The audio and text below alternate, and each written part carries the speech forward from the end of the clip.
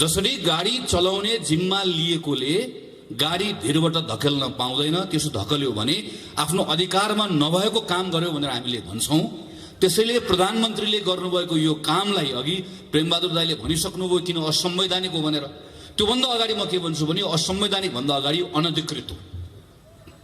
बहुमत पाएको प्रधानमन्त्रीले संसद विघटन गर्न पाउने कुरालाई हाम्रो संविधानले चिन्दै गाडी धकेलिदिएको भनेको जस्तै नेपाली कांग्रेसको क्षेत्रीय सभापति राजु श्रेष्ठले गणेश कोइरालालाई तपाईं नगर समितिको सभापति होइन भनेर भन्नुभयो, वा जिल्ला सभापति सबुज बानियाले भन्नुभयो भने, वा कसैले कसैलाई पार्टीभित्र भन्यो भने त्यो बेलामा हामी के भन्न सक्छौँ?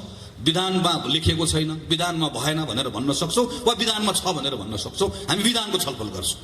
तर नेपाली कांग्रेसको क्षेत्रीय सभापति राजु श्रेष्ठले नेपाल कम्युनिस्ट पार्टीको नगर कार्य समितिको सभापति रविनजीलाई निकालिदिनु भयो भने रविनजी कुन चाहिँ विधान लिएर आउनुहुन्छ? के भन्नुहुन्छ उहाँले? मलाई कांग्रेसको सभापतिले निकाल्नुभयो भनेर विधान भन्नुहुन्छ? त्यो बेला उहाँले के भन्नुहुन्छ? तपाईको अधिकार क्षेत्रको विषय नै होइन, यो अनधिकृत काम हो भनेर भन्नुहुन्छ। प्रधानमन्त्री केपी शर्मा ओलीले गरेको ठ्याक्कै त्यही हो। प्रधानमन्त्री केपी बहुमत प्राप्त प्रधानमन्त्रीले संसद विघटन गर्न पाउने कुरालाई हाम्रो संविधानले चिन्दै त्यो अधिकार दिएकै छैन। संविधानमा लेखेको छ कि छैन? संविधान सभामा तपाईले जिम्मा दिएर पठाएर आएको सदस्य दुईटै संविधान सभामा काम गरेर आएको, अझ संयोगले दोस्रो संविधान सभाभित्र मस्यौदा समितिमा काम गरेर आएको, एउटा छलफलमा भाग लिएको छु र प्रत्येक छलफलमा भाग लिएको कुरालाई टिपोट गरेर राखेको छु। संसदभित्र त्यहाँभित्र संविधान सभाभित्र भएको छलफलको एउटा रेकर्ड संविधान सभामा पनि छ। नसाको सुरमा छलफल गरेको होइन, सुझबुझ राखेर छलफल गरेको, देशको लागि गरेको। 47 सालको संविधानमा लेखिएको थियो धारा 53 मा बकाइदासँग प्रधानमन्त्रीले चाहेको बेलामा संसद विघटन गर्न पाउँछ। हामीले गर्यौं, सही गर्यौं, गलत गर्यौं, तर संविधानमा लेखेको थियो, त्यो लेखेको कुरालाई प्रयोग गर्यौं। मनमोहन अधिकारीले, सूर्यबहादुर थापाले, शेरबहादुर देउवाले पालै पिलो त्यही धारा टेकेर संसद विघटन गर्ने सिफारिस गर्नुभयो। एउटा अनुभव गर्यौं, त्यो अनुभवबाट एउटा निष्कर्षमा पुग्यौं, नेपालमा संसदीय व्यवस्था चलाउनका निम्ति केही विशिष्ट प्रावधान राख्नुपर्छ। पार्टी आउँछ, बहुमत ल्याउँछ, पार्टीमा झगडा हुन्छ र बहुमत प्राप्त गरेको प्रधानमन्त्रीले पार्टीको झगडाको भारी संसदलाई बोकाइदिन्छ। त्यसैले पार्टीको झगडाको छाया संसदमा पर्नु, त्यसकारणले गर्दा संसदलाई अलग्ग जोगाउनुपर्छ।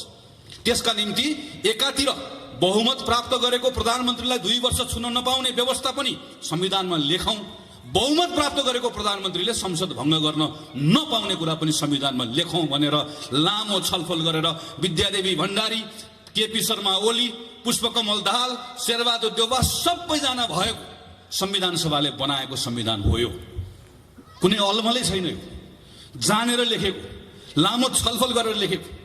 यत्रो कुरा लेख्दै पनि, यत्रो कुरा सबै प्रष्ट हुँदै पनि यदि यो संविधान सभाले बनाएको संविधानमा युगमा नलेखेको कुरा सदर गरिन्छ भने त्यो बेलामा संविधानमा एउटा धारा थपिदिए हुन्छ र धारामा प्रष्ट लेख्दै हुन्छ प्रधानमन्त्री सनक्क सन्किएको बेलामा, रिस उठेको बेलामा संसद भङ्ग गर्न पाइनेछ भनेर बगैँचा लेख्दै हुन्छ। भएको त्यति मात्रै हो। यो अहिले संसद भङ्ग भएको प्रधानमन्त्री सन्किएर मात्र हो। यो भन्दा दायाँ बायाँ अरु केही पनि छैन। नपत्ता हेर्नुस्, प्रधानमन्त्रीले राष्ट्रपतिलाई दिनुभएको पत्र एकपल्ट पल्टाएर हेर्नुस्, के लेख्नु भएको छ? उहाँ भन्नुहुन्छ 2/3 बहुमत नभएकोले, 2/3 बहुमत चाहिने भएकोले यो संसद भङ्ग गरेको छु। लेख्नुभयो के त्यो? 2/3 बहुमत किन रे? मलाई संविधान संशोधन गर्नु परेकोले 2/3 बहुमत चाहियो।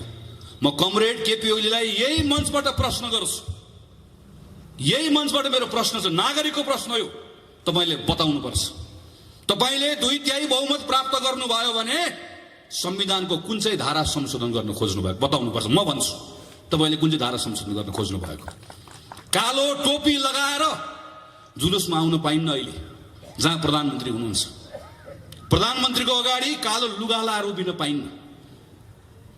राजा ज्ञानेन्द्रको अगाडि उभिएर आएको हामी आज संविधानमा संशोधन गर्न प्रधानमन्त्रीले चाहनु भएको कुरा, हाम्रो बोल्न पाउने, हिँड्न पाउने, लेख्न पाउने, हाम्रो अभिव्यक्ति राख्न पाउने, हाम्रो फरक मत राख्न पाउने, हाम्रो अधिकारलाई जो राजाले जसरी खोसे त्यही कुरा संशोधन गर्नका निम्ति प्रधानमन्त्री 2/3 बहुमतको खोजी गर्दै हुनुहुन्छ। होइन भने 2/3 बहुमत नभएर संसद भङ्ग गर्छु, मलाई 2/3 बहुमत चाहियो भनेको के को लागि? संविधानमा कुन चाहिँ धारा संशोधन गर्न खोजेको? प्रधानमन्त्रीले पत्रमा लेख्नुभयो, मैले नक्सा बनाएँ, त्यो नक्साभित्र भएको भूभाग ल्याउनका निम्ति मलाई 2/3 बहुमत चाहिएको छ। देशभक्त नेपालीहरूको देशभक्तिको अपमान गर्ने, तपाईको प्रतिनिधि भएर गएको संसदमा एउटा रेकर्ड पल्टाएर हेरियोस्, संसदभित्र बोलेको कुरा हेरियोस्, संसदको समितिमा बोलेको कुरा हेरियोस्। प्रेसमा नक्सा छापेर कोही ठुलो हुँदैन भनेर प्रधानमन्त्रीले भन्दै गर्दा यही नेपाली कांग्रेस हो सबैभन्दा पहिला वक्तव्य निकालेर प्रधानमन्त्रीले आग्रह गर्ने, आग्रह मात्र होइन दबाब दिने। म नेपाली कांग्रेस मात्र भन्दिनँ, नेपाल कम्युनिस्ट पार्टी पनि हो, मधेसको पार्टी पनि हो। संसदभित्रको एउटा सांसद बाहेक सब सांसद एक ठाउँमा उभिएको, भोलि पनि उभिन्छ। सिङ्गो संसदले पारित गरेको होइन यो नक्सा, सिङ्गो संसदले प्रधानमन्त्रीलाई आड भरोसा दिएको होइन हाम्रो भूमि फिर्ता ल्याउनलाई। संसदको अपमान गर्ने अनि अहिले आएर झुट कुरा लेख्ने, झुट कुरा बोल्ने।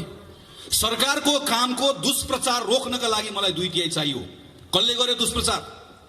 सरकारको काममा प्रश्न कसले उठायो? सञ्चार माध्यमका साथीहरू हुनुहुन्छ यहाँ, माया नगर्नुस्, लेख्नुस्, बोल्नुस्, भन्नुस्, लेखिराख्नु भएको अझ लेख्नुस्। म तपाईँलाई पनि आग्रह गर्न चाहन्छु, प्रधानमन्त्रीको सङ्केत कोतर्फ हो? तपाईँको कलमको निभ भाँच्न चाहनुहुन्छ, तपाईँको क्यामेराको लेन्स भत्काउन चाहनुहुन्छ, तपाईँले बोल्दै गरेको ओठमा ताला ठोक्न चाहनुहुन्छ, तपाईँ र मैले चाल्दै गरेको कदमलाई रोक्न चाहनुहुन्छ। होइन भने के को लागि? संसदमा अहिले विचाराधीन भएको विधेयकलाई एकपटक पल्टाएर हेरौँ, सरकारको नियत थाहा हुन्छ। मैले कोभिडमा काम गर्न सकिनँ, मलाई 2/3 बहुमत चाहियो। लाज पनि लजाउँछ प्रधानमन्त्रीजी। 40 अरब रुपियाँ लाग्छ यो चुनावमा, मसँग सुका पनि छैन, मोहर पनि छैन, मेरो खुत्रुके खाली छ भनेर तपाईँ र मलाई खोप लगाउनको लागि प्रधानमन्त्री र मन्त्री माग्ने जस्तो खुत्रुके बोकेर माग्ने, सूचना निकाल्ने, अनि 40 अरब लाग्ने चुनावको भारी हामीलाई बोकाउने, अनि उल्टो पत्रमा के लेख्ने कि मलाई कोभिडमा काम गर्नका निम्ति 2/3 बहुमत चाहियो भनेर लेख्ने। यस्तो निर्लज्जताको पराकाष्ठा हो। त्यसैले प्रधानमन्त्रीले यो बेलामा अनाधिकृत असंवैधानिक मात्र होइन, चरम अराजनीतिक काम पनि हो। देश कुन अवस्थामा छ? हाम्रो अवस्था के हो? अहिले 101 शक्ति राष्ट्रहरू समेत हल्लिएको बेला छ। अमेरिकाको नयाँ राष्ट्रपति निर्वाचित भएर आउँदै गरेको राष्ट्रपति के भन्छ? म 1 महिनाभित्रमा यति करोडलाई म खोप दिन्छु भनेर भन्छ। सिङ्गो संसारमा निर्वाचनबाट आएका मानिसहरू आफ्नो नागरिकको जनस्वास्थ्यको विषयमा के गर्ने, रोजगारी गुमाएका छन् कसरी पुनर्स्थापित गर्ने, कसरी किसानलाई, मजदुरलाई, सारा मान्छे सबतिर छटपट्टि भइरहेको बेलामा नागरिकलाई कसरी मद्दत गर्ने भन्ने भइरहेको बेलामा हाम्रो प्रधानमन्त्री हिजो संसद चलिरहेको बेलामा संसद रोकेर अर्काको पार्टी फुटाएर संसद अपहरण गर्ने प्रयास गर्नुहुन्छ। मैले गनेर राखेको थिएँ 28-29 दिनसम्म प्रधानमन्त्रीले 17-18 घण्टा काम गर्नुभयो, म्याराथन मिटिङ गर्नुभयो, तर एक पटक तपाईँ र मेरा बारेमा, नागरिकको बारेमा चिन्ता गर्नु भएन। 9 महिना सिंहदरबार टेक्नु भएन र आज सारा देशभरिका जनता रोग भोग शोकको बेलामा डुबेको बेलामा, यिनका बारेमा सोच्नुपर्ने बेलामा हाम्रो काँधमा यो बेलामा सांसदहरू सबै त्यो जिम्मेवारी बोकेर हिँड्नुपर्ने बेलामा हामीलाई हाम्रो शिरमा आएर निर्वाचन थोपर्नु भएको छ र भन्नुहुन्छ मलाई 2/3 बहुमत चाहिएको छ। असंवैधानिक पनि छ, अनधिकृत पनि छ, अराजनीतिक पनि छ। यति मात्र छैन, यो किर्ते पनि छ। हामीले हिजो मात्र अदालतको बहस हेर्यौँ, सुन्यौँ। संवैधानिक परिषदको सिफारिस गर्दै गर्दा किर्ते गरिएको कुरा त हामीलाई राम्रोसँग थाहा भएकै थियो, तर हिजो अदालतमा केही नयाँ कुराहरू सार्वजनिक भएको छ। पुस 5 गते प्रतिनिधि सभाको विघटन गर्दै गर्दा संविधानको धारा उल्लेख नगरिकन पत्र पठाइएको छ, फेरि अर्को पत्र पठाइएको छ, अदालतमा गएर पत्र फिर्ता ल्याइएको छ। अहिले त्यसलाई ढाकछोप गर्ने कुरा कोसिस गरिएको छ। ढाँटेको कुरा काट्ने पनि मिल्दैन भनेको यही हो। मैले त भनेको छु, अब क्षमा गर्नु होला प्रधानमन्त्रीजी, तपाईँको बारेमा यस्तो टिप्पणी गर्दै गर्दा मलाई यो क्षुद्र टिप्पणी जस्तो लागेको छ, तर म गर्न बाध्य छु। तपाईँको यो किर्ते काम देखेपछि मैले भन्नुपर्ने भएको छ, तपाईँको नाम बदलिदिनुहोस्। अब केबाट खड्ग प्रसाद ओली होइन, केपी ओली भनेको किर्ते प्रसाद ओली हो भनेर भन्ने बेला आएको छ। मलाई दुःख लागेको छ, तर भन्नुपर्ने अवस्था आएको छ। प्रधानमन्त्रीले यो तहको किर्ते गर्छ, अदालतमा गएर, राष्ट्रपतिको कार्यालयमा गएर। अनि म अचम्म पर्छु, प्रधानमन्त्रीको वरिपरि हिँड्ने मानिस हाम्रै नगरपालिकाको पनि हुनुहुन्छ साथीहरू। प्रधानमन्त्रीको वरिपरि तपाईँ भन्नुपर्ने, तपाईँ नाङ्गै हुनुहुन्छ प्रधानमन्त्रीजी भन्नुपर्ने, कुरी कुरी भन्नुपर्ने बेलामा वाह वाह भनेको छ, ताली बजाएको छ, ताली बजाएको छ, उचालेको छ, उकासेको छ, हाँसेको छ, थप्पडी बजाएको छ। अलिकति अप्ठ्यारो लाग्दैन? विवेक छैन? भोलि भोलि जवाफ दिनु पर्दैन? म आज सुभाष नेमाङको सुन्दै थिएँ, मैले कसको कसको नाम बिर्सेर भन्दै हुनुहुन्थ्यो। नाम होइन कमरेड, तपाईँले संविधानै बिर्सनु, तपाईँले आफ्नो जिम्मेवारी नै बिर्सनु भयो, तपाईँले आफ्नो हैसियत नै बिर्सनु भयो। सुभाष नेमाङलाई थोरै पनि अप्ठ्यारो लाग्दैन? अहिले पनि आज पनि उभिएर आज पनि कुन चाहिँ हलमा कहाँ गएर बोल्दै हुनु त मैले बाटोमा आएर हेर्दै थिएँ, यो संविधान सम्मत छ भनेर भन्न सक्नुहुन्न, अहिले पनि भन्ने आँट छैन। तर पनि आएर यो बेलामा आएर प्रधानमन्त्रीले गलत गरे पनि भन्न सक्नुहुन्न। यस्तो सबै म यसो हेर्छु वरिपरि बसेको मानिसहरू, प्रधानमन्त्रीको टोली, प्रधानमन्त्री त हुनुभयो उहाँको केपी ओली र ओलीको टोली। हाम्रो समस्या यहाँ हो। ओली र ओलीको टोली सँगसँगै अर्को ठुलो समस्या भनेको राष्ट्रपति हुनुभयो। राष्ट्रपतिजी, मैले अस्ति पनि भने कार्यक्रममा, प्रथम नागरिक, हाम्रो 12 आमाभन्दा पनि माथि। राष्ट्रपतिको निवास भनेको शीतल निवासको वरिपरि गइसकेपछि श्रद्धाले शिर झुक्नुपर्ने हो। हाम्रो त्यो सद्भाव हुनुपर्ने हो नि। तपाईँ हामी सबैको प्रथम हिजो राष्ट्रपति कुनै पार्टीमा आबद्ध हुन्छ, राष्ट्रपति कुनै व्यक्ति कुनै कोहीसँग नजिक हुन्छ, हिजो काहीँ न काहीँ राजनीतिक पृष्ठभूमिबाट आएको हुन्छ। तर एकपटक त्यो ठाउँमा गएर बसिसके पछाडि, त्यो जिम्मेवारी लिइसके पछाडि त हाम्रो प्रथम नागरिक हो नि। वन्स प्रेसिडेन्ट अलवेज प्रेसिडेन्ट भनेर भन्छ। पूर्व राष्ट्रपति हुँदैन। रामवरण यादव पूर्व राष्ट्रपति होइन, राष्ट्रपति रामवरण यादव। एकपटकको राष्ट्रपति सधैँभरि राष्ट्रपति हुन्छ। अमेरिकामा प्रेसिडेन्ट ओबामा भनेको जस्तै, अमेरिकामा प्रेसिडेन्ट क्लिन्टन भनेको जस्तै हामीले पनि त्यस्तै संस्था निर्माण गर्न खोजेको। तर हेर्नुहोस् त, राष्ट्रपतिको पनि नाम बदलिदिनु पर्ने अवस्था आयो। मलाई क्षमा गर्नु राष्ट्रपतिजी, दुःख लागेको छ। यो पटक्कै भन्ने मन होइन, बडो सम्मानका साथ तपाईँको नाम लिने इच्छा हो। तर तपाईँको हरकतले हामी भन्न बाध्य भएका छौँ, तपाईँ हाम्रो राष्ट्रपति होइन, तपाईँ केपी ओलीको एउटा गुटपति हो। राष्ट्रपति एउटा गुटपतिमा सीमित रहनुभयो। त्यसैले मेरो त तपाईँलाई आग्रह छ, यत्रो धेरै राजनीति गर्ने रहर छ भने छोडिदिनुहोस् न। आउनुहोस् यहाँ तपाईँहरूको कार्यालय छ कतातिर, धुम्बराईतिर एउटा अध्यक्षको कुर्सी खाली छ, 2टा अध्यक्ष हुने पार्टी हो, एउटा अध्यक्ष गइहाल्नु, आउनुहोस् बस्नुहोस्, नेपाल कम्युनिस्ट पार्टीको अध्यक्ष हुनुहोस्, चलाउनुहोस्, तपाईँकै पार्टी हो। तपाईँ पार्टी चलाउनलाई, तपाईँको गुट चलाउन त्यत्रो आतुरता छ, तपाईँलाई देश चलाउने जिम्मा भन्दा त्यो महत्त्वपूर्ण, आउनुहोस्। तर तपाईँले सक्नु भएन। तपाईँ हाम्रो राष्ट्रपति हुन सक्नु भएन। राष्ट्रपतिले सम्मान आर्जन गर्ने भनेको त, आस्था भनेको त जित्ने हो नि बाबा। जबरजस्ती गरेर मलाई सम्मान नै भनिदिन्छु नि, अगाडि त भनिदिउँला। तर आस्था भनेको त यहाँबाट आउँछ, हृदयबाट आउँछ नि। तपाईँले गुमाउनु भयो।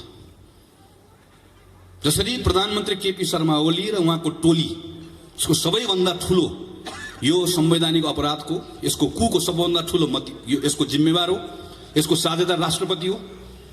यो परिस्थिति निर्माण गर्नेमा अर्को ठुलो जिम्मेवारी उहाँले बोक्नै पर्छ। त्यो जिम्मेवारी बोक्ने भनेको नेपाल कम्युनिस्ट पार्टीको अर्को टोली हो। मैले आजभोलि उहाँहरूलाई के भन्ने गरेँ, नेपाल कम्युनिस्ट पार्टी कोष्टमा हामी यहाँ छौँ। उहाँहरूलाई त्यसो गरी चिन्न सजिलो हुन्छ। कसरी चिन्ने भने नेपाल कम्युनिस्ट पार्टी हामी यहाँ छौँ भनेपछि थाहा हुन्छ हामीलाई। जहाँ अहिले आजभोलि लेखेर राख्नुहुन्छ हामी यहाँ छौँ भनेर। मेरो उहाँहरूलाई धेरै कुरा छैन, मैले खालि उहाँहरूलाई केही कुरा स्मरण गराउने मात्रै हो, भेटेर स्मरण गराउने मन छ, दिनहरू मितिहरू स्मरण गराउने मन छ। हामीले संसदमा लडेको बेलामा तपाईँहरू कहाँ हुनुहुन्थ्यो? आज राष्ट्रपतिले यो भन्दै गर्दा कति पटक भन्यौ तपाईँको अगाडि संसदमा, त्यो बेलामा तपाईँले के गर्नुभयो? राष्ट्रपतिको शीतल निवासबाट षड्यन्त्रको गन्ध आउँदैछ भन्दै गर्दा तपाईँलाई सत्ताको सुगन्ध मात्र आयो, कहिले तपाईँलाई गन्ध आएन। तपाईँले त्यो बेलामा तपाईँलाई त्यही तातो लाग्यो, न्यानो लाग्यो। हामीले तपाईँलाई कति पटक भन्यौँ सभामुख मात्रै हुनुहुन्छ, उपसभामुखको चयन गरौँ, संसदको बैठकको अवरुद्ध गरौँ। उपसभामुख भएको भए आज संवैधानिक परिषदको अवस्था यो हुँदैन थियो। हामीले तपाईँलाई कति पटक भन्यौँ अदालत नचलाउनुहोस्, अदालत चलाउनु भयो, त्यो भन्दै गर्दा तपाईँ कहाँ हुनुहुन्थ्यो? हामीले तपाईँलाई कति पटक भन्यौँ निर्वाचन आयोगको पवित्रतालाई कायम राखौँ, आज मेरो सूर्य कहाँ गयो भनेर खोज्दै हिँड्नु परेको छ। हामीले हिजो भन्दै गर्दा कहाँ हुनुहुन्थ्यो? तपाईँहरू हुनुहुन्थ्यो कहाँ? तपाईँहरूमध्ये एकजना पाइलट भन्दै प्लेन चलाउने कुरामा मजाले तम्सेर बस्नुभएको थियो। तपाईँहरूमध्ये एकजना मौका परेको बेलामा माओवादीलाई घचेटेर निकाल्ने हो, हामी पूर्व एमाले एक हुने हो कमरेड भनेर मक्ख परेर मजाले तपाईँ घुम्दै हुनुहुन्थ्यो। तपाईँहरूमध्ये एकजना सर्प पाल्दै हुनुहुन्थ्यो। तपाईहरु एक मध्ये एकजना चुनाव हारेर पनि झ्यालबाट छिरेर राष्ट्र सभाको लोगो लगाएर तपाईलाई माननीय हुन हतार भएको थियो। तपाईहरु सबको नाडी छाम्नु भएको प्रधानमन्त्रीले, नाडी छामिकन हेपेको। तर तपाईलाई हेप्दै गर्दा देश पनि हेपियो, चिन्ता यसको कारणले गर्दा हो। तपाईका बारेमा धेरै कुरा भन्नु छैन, अहिले समयले हिसाब गर्छ। आजको चिन्ता भनेको हाम्रो संविधानलाई हेपिएको छ, देशलाई हेपिएको छ। हाम्रो चिन्ता यो र संविधानलाई हेपिएको बेलामा, देशलाई हेपिएको बेलामा अरु खुद्रा मसिना कुराको हिसाब किताब पछाडी गरौँला। यो बेलामा प्रधानमन्त्री केपी शर्मा ओलीले गर्नुभएको असंवैधानिक कदमलाई, त्यसलाई खारेज गर्ने कुरा नै सबैभन्दा महत्त्वपूर्ण कुरा हो। र यो खारेज गर्ने कुरामा आज सेन्टरमा को छ? अदालत छ। हामी सबै एउटा विश्वासको साथमा अदालततर्फ हेरिरहेका छौँ। अदालतले न्याय गर्नुपर्छ, अदालतले विवेक पुर्याउनुपर्छ। अदालतमाथि पनि थुप्रै प्रश्नहरू उठेका छन्। ती सबै प्रश्नहरू हामी सडकबाट खारेज गर्न सक्दैनौँ। अदालतको निर्णयले ती प्रश्नहरू खारेज गरिदियोस् भन्ने हामी चाहन्छौँ। अदालतमा हिजो पार्टीमा आबद्ध भएका मानिसहरू पनि पुगेका छन्, पुग्छन्। म त्यसलाई अनौठो मान्दिनँ। अनौठो मात्र होइन, म त्यसलाई स्वाभाविक मान्छु। प्रेमबहादुर दाइ यहाँ हुनुहुन्छ, आज काङ्ग्रेसको नेता हुनुहुन्छ। मभन्दा पहिलादेखि नेपाली काङ्ग्रेस पार्टीमा लाग्नु भएको वरिष्ठ अधिवक्ता हुनुहुन्छ। तर यो हामी प्रेमबहादुर दाइहरूले सिकेको, हामीलाई सिकाएको कुरा यही हो। प्रेमबहादुर दाइ वरिष्ठ अधिवक्ताको ठाउँबाट यो कुरा छाडेर न्यायाधीशको कुर्सीमा बस्नुभयो भने त्यही कुराको अपेक्षा गर्दछु। अदालतमा दर्ता भएको पत्र हराएको छ, श्रीमानले जवाफ दिनुपर्छ। पत्र कहाँ गयो? अदालतमा दर्ता भएको पत्र सरकारले कसरी लिएर गयो? दोषीको हो, दोषीलाई दण्ड दिनुपर्छ। होइन भने यसलाई खालि यताउता पन्छाएर मात्रै चित्त बुझ्दैन। श्रीमान चित्त बुझ्दैन। चित्त हाम्रो बुझ्नुपर्छ। न्याय गरे भनेर मात्र हुँदैन, न्याय गरेको देखिनुपर्छ।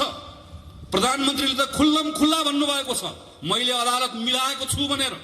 हामी अदालतको सम्मान रहोस् भन्ने चाहन्छौँ। अदालतलाई हाम्रो संविधानले सर्वोच्च अदालत भनेर मात्र चिन्छ। सम्मानित अदालत त हामीले बनाएको। सम्मान भनेको मैले फेरि भन्छु आर्जन गर्ने हो, जबरजस्ती कहीँबाट सम्मान आउँदैन। त्यो सम्मान नगुमोस्, अदालतको साख नगुमोस्। यदि अदालतको साख गुम्यो भने त्यसपछि हाम्रो अदालतको नाम सर्वोच्च अदालत होइन, सेटिङ अदालत हुनु पुग्छ। त्यो नहोस् भन्ने हाम्रो चाहना हो। किनकि विश्वास हो, भरोसा हो। सबैभन्दा बढी अदालतप्रतिको विश्वास र भरोसा हाम्रो छ। त्यसकारणले गर्दा चिन्ता हाम्रो छ। यो चिन्ताले भनेको यो अदालतप्रतिको सम्मान, त्यो सम्मानको कारणले गर्दा भनेको। त्यसैले आदरणीय साथीहरू, आदरणीय अग्रजहरू, यो बेलामा यस कारणले गर्दा नेपाली कांग्रेस सडकमा आएको छ। एउटै प्रश्न बोकेर आएको छ, एउटै विचार बोकेर आएको छ, एउटै मन लिएर आएको छ। कोही अल्मलिनु पर्दैन। पार्टीका नेताहरूले भनेका कुराहरू, तरिकाहरू, आफ्नो शैलीहरू होलान्, शैलीहरू फरक हुन सक्दैन। हाम्रो कुरा एउटै छ, हाम्रो कुरा एउटै छ। र हाम्रो त्यो कुरा भनेको प्रधानमन्त्रीले गर्नुभएको काम असंवैधानिक हो। त्यसकारणले गर्दा आजको दिनमा असंवैधानिक कदम खारेज हुनुपर्छ र संविधानको पुनर्स्थापना हुनुपर्छ। यहाँ त संविधान चलाइएको छ, संसदको पुनर्स्थापना वा निर्वाचन यो त गौण कुरा। यहाँ मुख्य कुरा भनेको संविधानको पुनर्स्थापना। संविधान ठिक ट्र्याकमा आइसकेपछि संसद आउँछ, संसद पुनर्स्थापना हुन्छ।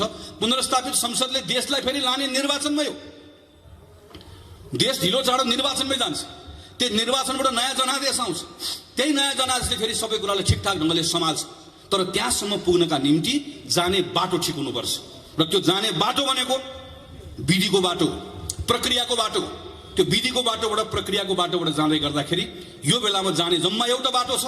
सर्वोच्च अदालतप्रतिको हाम्रो विश्वास छ, हाम्रो भरोसा छ। प्रधानमन्त्रीले जे कुरा भन्नुभएको भए पनि, बाहिर जे हल्ला चलेको भए तापनि ती सारा कुरालाई अदालतले खारेज गरिदिन्छ र अदालतले न्याय गर्छ, अदालतले विवेक पुर्याउँछ, संविधानको पक्षमा उभिन्छ र त्यही निर्णयबाट संविधान सच्चिने काम हुन्छ। आदरणीय साथीहरू, यो बेलामा कांग्रेस यस कारणले गर्दा पनि अरू बढी चिन्तित हुनु परेको छ। किनकि संविधानमाथि प्रश्नहरू उठ्दै गर्दा संविधानको धाराहरूमा त चलाइएको हुन्न, संविधानप्रतिको विश्वास पनि चलाइएको हुन्छ। 15 सालमा संविधान बन्यो, 17 सालमा राजा महेन्द्रको महत्त्वाकांक्षाले खायो। राजा महेन्द्रले महत्त्वाकांक्षा नराख्नु भएको भए आज हामीसँग 60 वर्षको संसदीय प्रजातन्त्रको इतिहास रहन्थ्यो र आज संवैधानिक राजतन्त्र पनि रहन्थ्यो। केही फरक पर्दैन थियो। हामी संवैधानिक राजतन्त्र भएको, संसदीय प्रजातन्त्र भएको, एउटा परिपक्व हाम्रो राजनीतिक आर्थिक संस्थाहरू भएको, लोकतान्त्रिक संस्थाहरू भएको नेपाल एउटा विकासको अर्को चरणमा पुगिसकेको देश हुन्थ्यो। यो पुस्ताको नेपालीहरू काम खोज्नको लागि कतार इजरायल जानु पर्दैन थियो। हाम्रो 30औं वर्ष खेर गयो। 46 सालपछि अघि सभापतिले चर्चा गर्नुभयो। म त 48 सालको एसएलसी दिएको मान्छे। 46 सालको आन्दोलनमा त क्लास 9 मा पढ्थेँ। प्रजातन्त्र जिन्दाबाद भन्दै भन्दै बाहरू सबै हामी पनि हिँड्यौँ। सबै कुरा बदलिन्छ भन्ने लाग्यो। गल्ती हामीले पनि गर्यौँ, कमजोरी हामीले पनि गर्यौँ। महामारीको दुस्साहस, यत्रो मानिसहरू मारे अनाक, दरबारको षड्यन्त्र फेरि गयो 10-15 वर्ष खेर। 65 सालपछि फेरि आयो। यो पनि त 12-13 वर्ष भइसक्यो। 10 वर्ष लाग्यो राजनीतिक संक्रमणको नाममा। एउटा संविधान सभा आयो, भङ्ग भयो, यो भयो त्यो भयो, बल्ल बल्ल संविधान आयो। अब एउटा मान्छेलाई सनक छले भत्काइदिने अब। अनि वैशाखपछि के गर्ने अब? संविधानले त बाटो देखाउँदैन। अनि फेरि अर्को एउटा कोर्समा जाने, फेरि एकपटक फेरि प्रजातन्त्र गुमाउने, अनि अलि वर्षपछि अर्को पुस्ता आउने, अनि त्यो बेलामा फेरि हामी सिनियर हुने, त्यो पुस्ताले आएर फेरि उसले आएर फेरि आन्दोलन गर्ने, अनि आन्दोलनबाट फेरि प्रजातन्त्र पुनर्स्थापना हुने, घुमिराख्ने हामी के अगाडि बढ्ने हो? हाम्रा कति विषयहरू छन्, हाम्रा कति मुद्दाहरू छन्, यी तमाम विषयलाई सम्बोधन गरेर अगाडि बढ्ने होइन। त्यस कारणले गर्दा यो संविधान चलाएको कुरालाई सामान्य रूपमा नलिउँ। म खास गरी तन्नेरी साथीहरूलाई आग्रह गर्छु, जेनेरेसनको कुरा हो यो। मैले देखेको छु मेरो आँखा अगाडि मेरो जेनेरेसन, जसले योभन्दा फरक ढङ्गबाट सायद योगदान पुर्याउन सक्थ्यो होला। गयो नि हाम्रो 15-20 वर्ष, अर्को जेनेरेसनको जान्छ।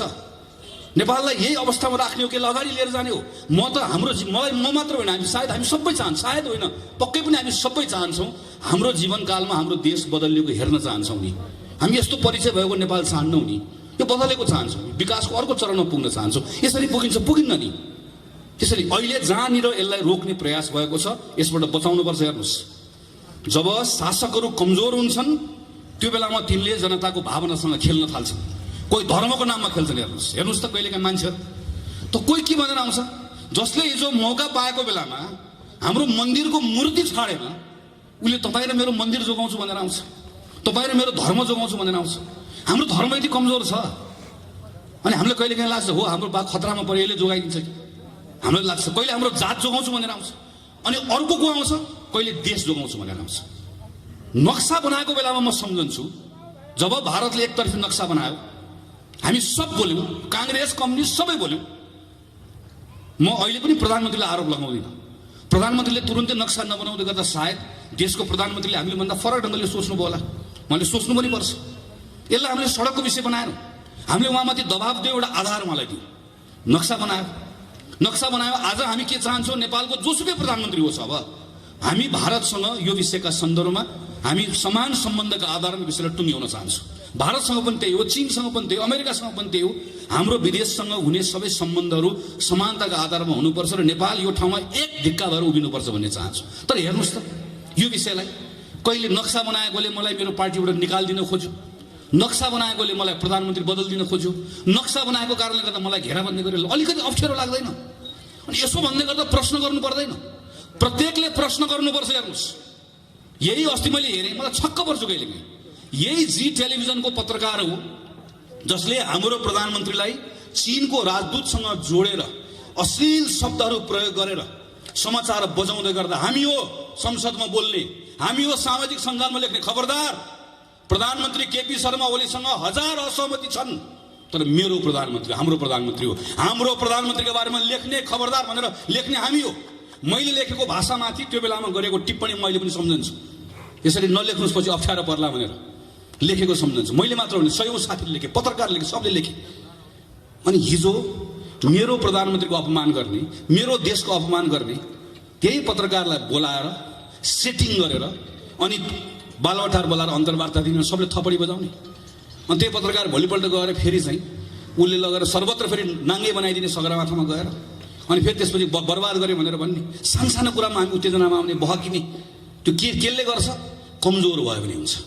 हामी कमजोर भयो भने हाम्रो भावनासँग खेल्छ, कसैले धर्मको नाममा खेल्छ, कसैले जातको नाममा खेल्छ। आज हाम्रो परराष्ट्र मन्त्री जानुभएको छ, संसद भङ्ग गरेर जानुभएकोले हाम्रो परराष्ट्र मन्त्रीलाई हेपेको छ।